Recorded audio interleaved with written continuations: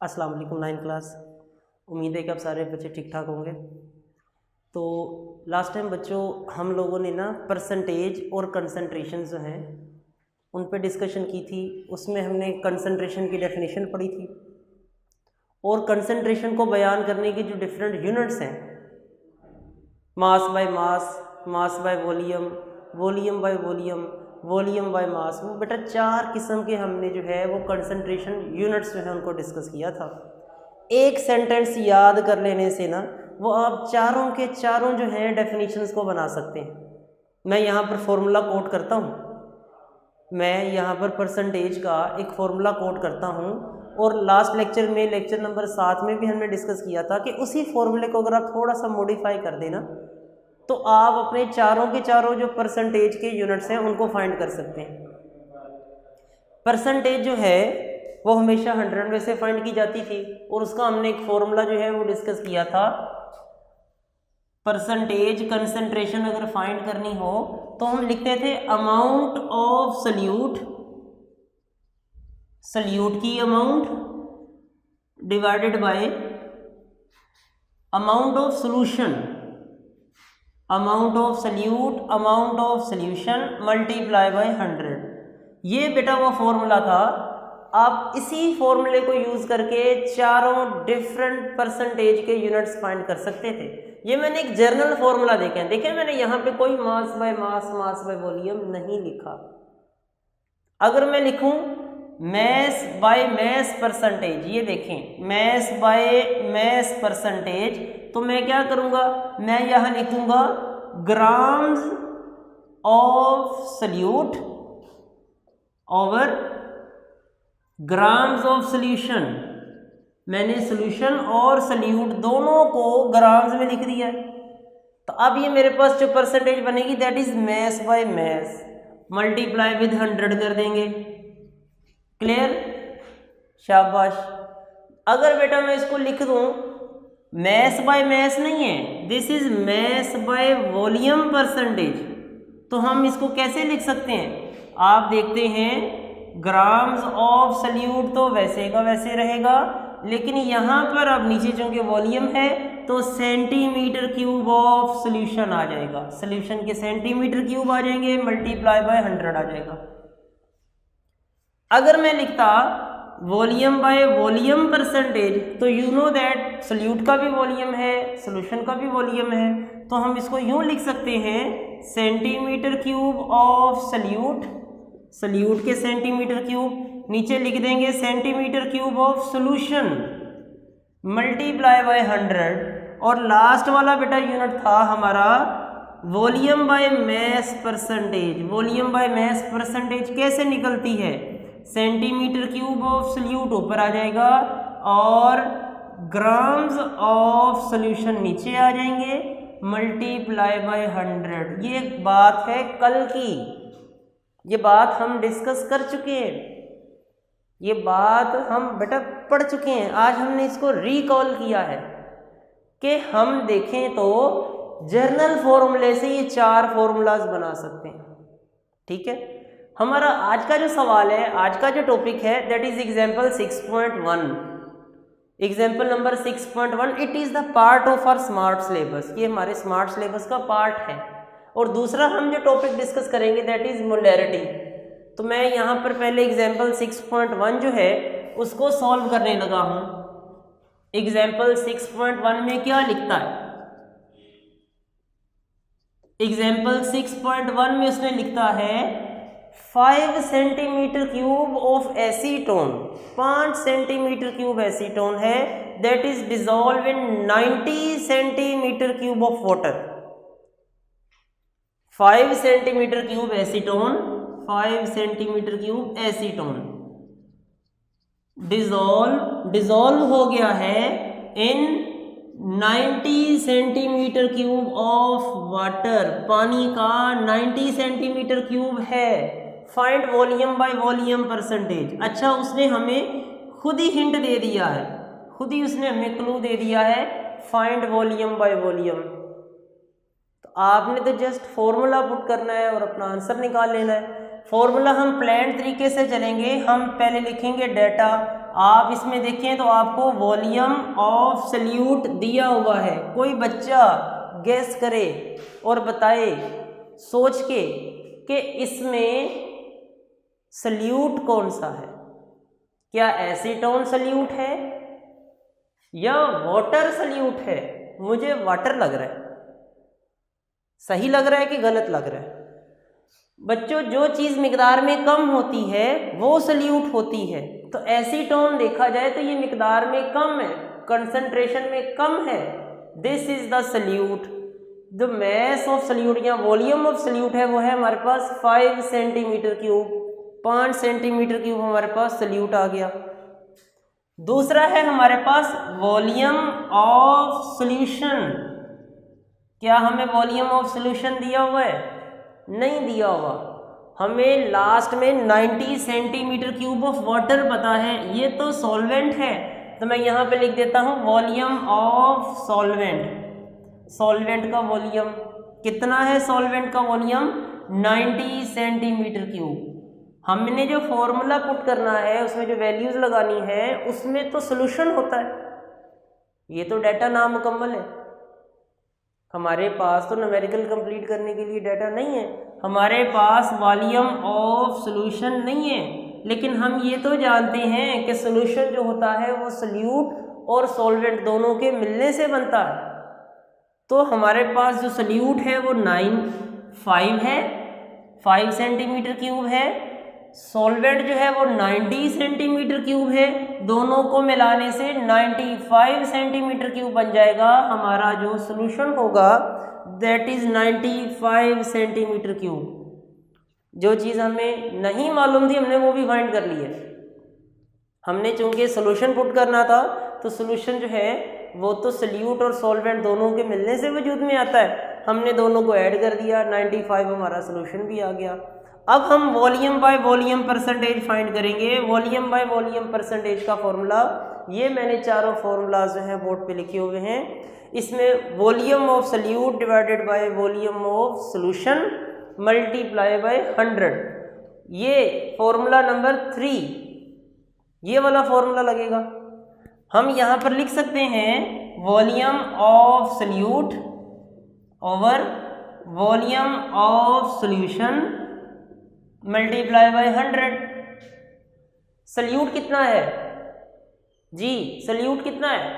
5 centimetre cube है। Solute 5 centimetre cube है। Solution कितना है? 90 या 95? सॉल्यूशन कितना है? 90 या 95? 95 है सॉल्यूशन। 95 नीचे आ जाएगा, मल्टीप्लाई परसेंटेज का 100 आ जाएगा। तो ये आपके पास जो है वॉल्यूम बाय वॉल्यूम परसेंटेज आ जाएगी। ये तो थी हमारी एग्जांपल नंबर 6.1 जो कि हमारे स्मार्ट सिलेबस का पार्ट है and it may be the part of your annual paper, आपके इम्तहान का हिस्सा भी बन सकता है। तो ये आप सारे बच्चों ने 6.1 जो एग्जाम्पल है इसको ज़रूर करना है, घर के अंदर इसकी प्रैक्टिस करनी है। नेक्स्ट वाला जो हमारा इसके साथ टॉपिक आ रहा है इट इज़ मोलैरिटी। मोलैरिटी है, मोल तो सुना है, मैं बोर्ड रेज कर रहा हूँ, बोर्ड रेज कर रहा हूँ, साथ हमने बच्चों मोलैरिटी कभी नहीं सुना। मोल तो हमने सुना है कि मोल क्या होता है। जब भी हम किसी भी केमिकल के मैस को ग्राम्स में एक्सप्रेस करते हैं उसे हम मोल कहते हैं। चैप्टर नंबर 1 में हमने इसको डिटेल में पढ़ा। आज हम जो पढ़ने जा रहे हैं दैट इज़ मोलैरिटी।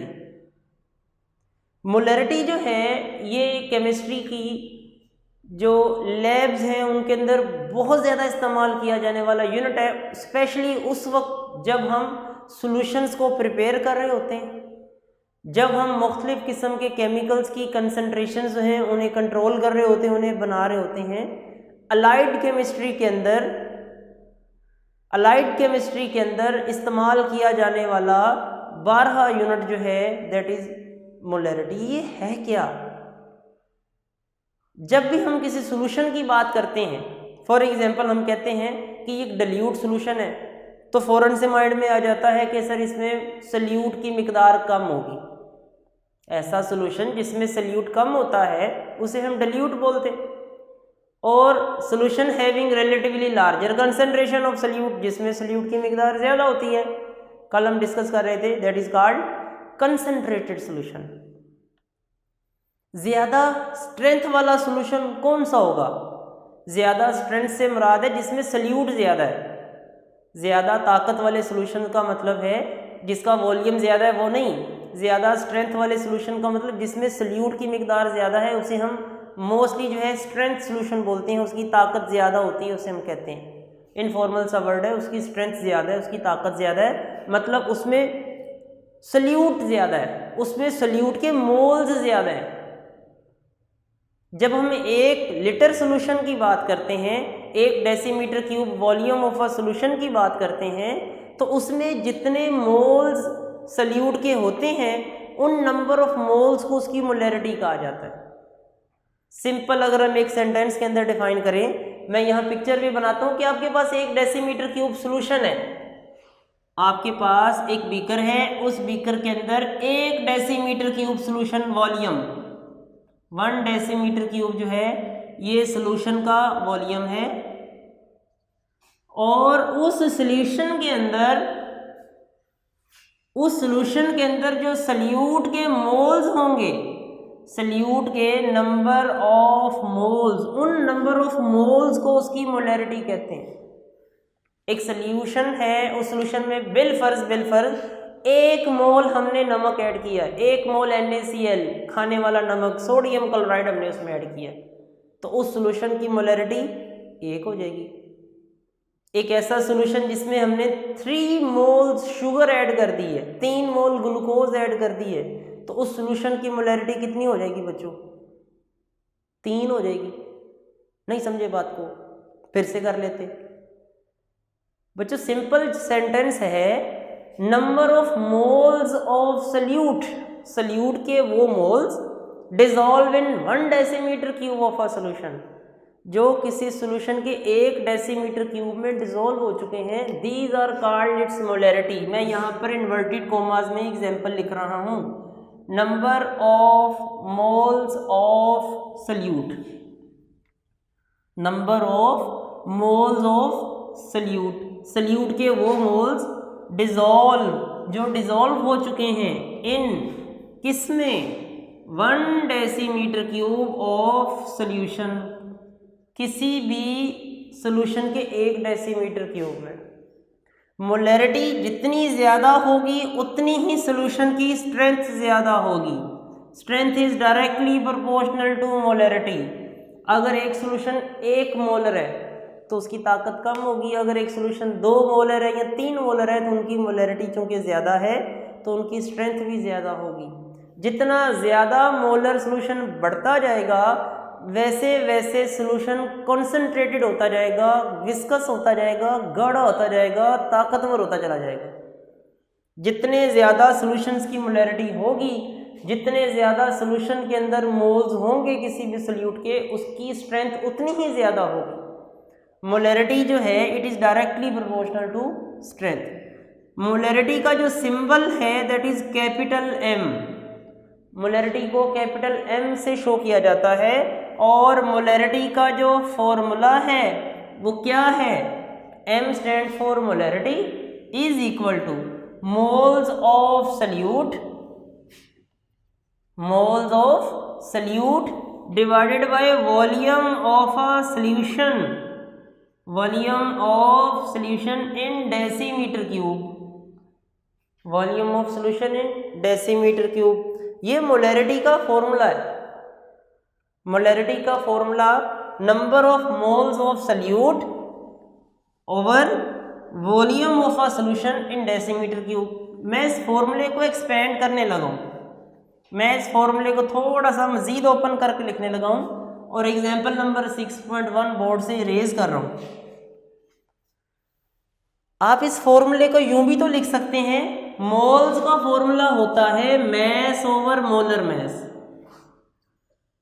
मोल्स का फॉर्मूला होता है मैस ओवर मोलर मैस। तो हम इस फॉर्मूले को यूं लिख सकते हैं, ये फॉर्मूला मैं बोर्ड पे फिर से लिखने लगा हूँ। मोलैरिटी की जगह मैंने कैपिटल M लिख दिया है, मोल्स की जगह मैं लिखने लगा हूं mass of solute over molar mass of solute. ये वॉल्यूम जो है ये पहले भी डिनोमिनेटर में था, ये अभी भी डिनोमिनेटर में रहेगा। आप इसको अगर तो अलग से 1 वॉल्यूम ऑफ सॉल्यूशन लिखना चाहें तब भी ठीक है, आप इसको सेम बार के अंदर, आप इसको एक ही बार के अंदर लिखना चाहें तब भी ठीक है। तो मैंने यहाँ पर इसको थोड़ा सा अलग से अपना अलग बार के अंदर लिख दिया है। मैं फिर से रिपीट करता हूँ, ये जो मोल्स हैं, इन मोल्स का मतलब होता है मैस ओवर मोलर मैस। तो मैंने मोल्स की जगह मैस ओवर मोलर मैस लिख दिया है। वॉल्यूम ऑफ अ सॉल्यूशन पहले भी डिनोमिनेटर में था, तो एज इट मैंने दोबारा उसके साथ उसके नीचे ही लिख दिया। ये बेटा मोलरिटी का फॉर्मूला है। हम सॉल्यूशन मोलर कैसे तैयार कर सकते हैं, हमें कैसे पता लगता है कि ये सॉल्यूशन 1 मोलर है, या बिलफर्ज हमें अगर टास्क दे दिया जाए कि prepare the 1 molar solution, 1 molar solution तैयार करें, तो हम 1 मोलर सॉल्यूशन या 2 मोलर सॉल्यूशन किस तरह से तैयार कर सकते हैं। ये हमारा 3rd वाला शॉर्ट क्वेश्चन भी है आज का, how to prepare 1 molar solution.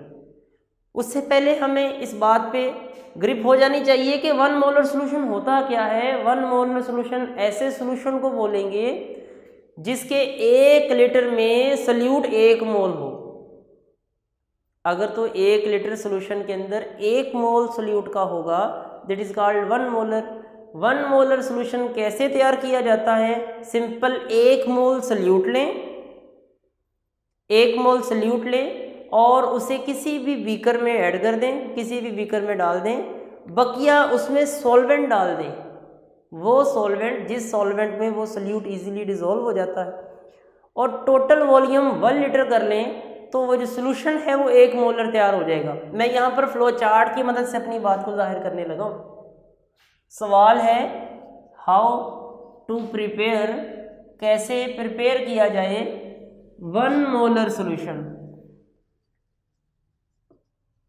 1 molar solution कैसे तैयार किया जाए, तो मैं फ्लो चार्ट की मदद से इस बात को बयान करने लगा हूँ। सबसे पहली बात, take 1 mole solute, 1 mole of solute. आप 1 मोल सल्यूट ले लें। जैसे अगर सोडियम क्लोराइड है NaCl, तो हम उसके मोलर मासेस को जब ऐड किया था चैप्टर नंबर 1 में, तो 58.5 आया था। 1 मोल NaCl जो होगा 58.5 ग्राम के इक्वल होगा। हमारी बुक में जो एग्जांपल दी हुई है that is sodium hydroxide. Sodium hydroxide का 1 मोल 40 ग्राम के इक्वल होता है। पहला सेंटेंस मैंने लिखा take 1 mole of solute, 1 mole solute लें। 1 मोल सल्यूट कौन सा लें, सोडियम हाइड्रोक्साइड का लेना है तो उसका 40 ग्राम ले लें। दूसरी बात, take 1 mole of solute, add solute in beaker, solute को बीकर में डाल दें, ऐड सॉल्वेंट, और उस बीकर में सॉल्वेंट डाल दें, ऐड सॉल्वेंट इन बीकर, उस बीकर में सॉल्वेंट डाल दें। कितना कितना सॉल्वेंट डालें, continue to add until the total volume become 1 decimetre cube. Add करते जाएं करते जाएं, कब तक, जब तक आपका टोटल जो वॉल्यूम है वो 1 डेसीमीटर क्यूब नहीं हो जाता। क्योंकि हमने ये बात की है कि मोलरिटी जो है उसमें टोटल वॉल्यूम 1 डेसीमीटर क्यूब होता है। 1 मोल सल्यूट लें, 1 मोल सल्यूट को बीकर में डाल दें और उसमें add the solvent, solvent add करें। कब तक, अप टू, जब तक टोटल वॉल्यूम, जब तक हमारा टोटल वॉल्यूम ऑफ सॉल्यूशन कितना नहीं हो जाता, 1 डेसीमीटर क्यूब नहीं हो जाता, तब तक आप उसके अंदर अपना सॉल्वेंट ऐड करना जारी रखें। आपका 1 मोलर सॉल्यूशन तैयार हो जाएगा। ये बेटा हमारा तीसरा क्वेश्चन है। एग्जाम्पल चूंकि उसने हमसे सोडियम हाइड्रोक्साइड की मांगी है, तो हमारी बुक में जो वर्डिंग लिखी है वो सिंपली लिखी हुई है, सिंपली वर्डिंग लिखी है कि take 40 gram of sodium hydroxide. क्योंकि सोडियम हाइड्रोक्साइड का जो 1 मोल है वो 40 ग्राम के इक्वल है। Take 40 gram of sodium hydroxide in a beaker, and add the remaining solvent to make the total volume 1 decimeter cube. Your 1 molar solution is prepared. आपका जो 1 molar solution है वो तैयार हो जाएगा। तो ये बच्चों हमारे आज के 3 सवाल थे। एक तो एग्जाम्पल नंबर 6.1 है जो हमने की है, 6.1 एग्जाम्पल जिसमें हमने अभी volume by volume percentage find की। हमारा आज का एक सवाल वो हो गया। दूसरा जो क्वेश्चन हमने आज डिस्कस किया है दैट इज डिफाइन मोलैरिटी। ये आपका सेकंड वाला क्वेश्चन है। क्वेश्चन नंबर 2, मोलैरिटी क्या है, मोलैरिटी का फॉर्मूला क्या है, मोलैरिटी का सिंबल क्या है। अगर हम इसको रिकॉल करें आखिरी वाले 2 मिनट में तो इस तरह से है, molarity is the number of moles of salute.